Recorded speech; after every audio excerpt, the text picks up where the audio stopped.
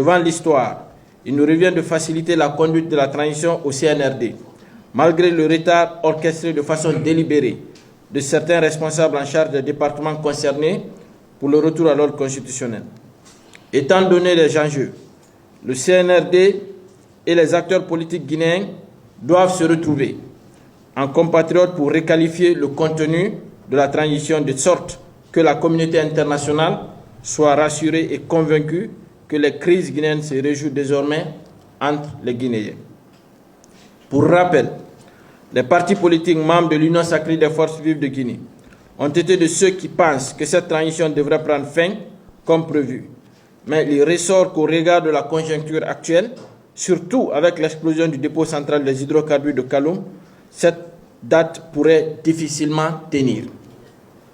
Toutefois, convaincus des vertus du dialogue et attachés aux valeurs patriotiques, les partis politiques de l'Union sacrée des forces vives de Guinée s'inscrivent dorénavant dans la dynamique de redéfinir les grands axes qui mènent au retour à l'ordre constitutionnel, à travers l'organisation d'une concertation nationale qui regroupera le CNRD, les différentes composantes de la nation et permettra de discuter des sujets d'intérêt national en vue d'éviter à la Guinée une autre crise au-delà du 31 décembre 2024.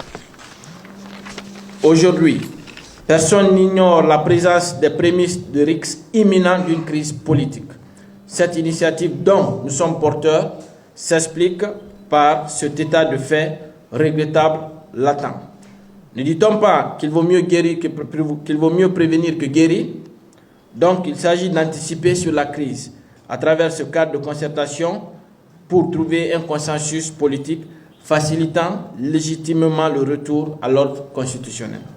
De manière objective, cette concertation nationale responsable aura à l'ordre du jour la relecture, entre autres rediscussions, de la durée et le chronogramme de la transition, en vue d'avoir une durée et un chronogramme réalistes.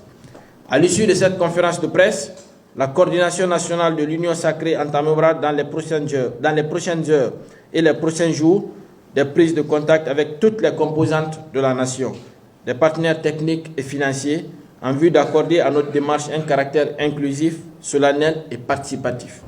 En dépit de tout, nous sommes également convaincus que les Guinéens, comme par le passé, réussiront à surmonter cet autre tournant décisif de notre histoire dans l'écoute et le respect mutuel.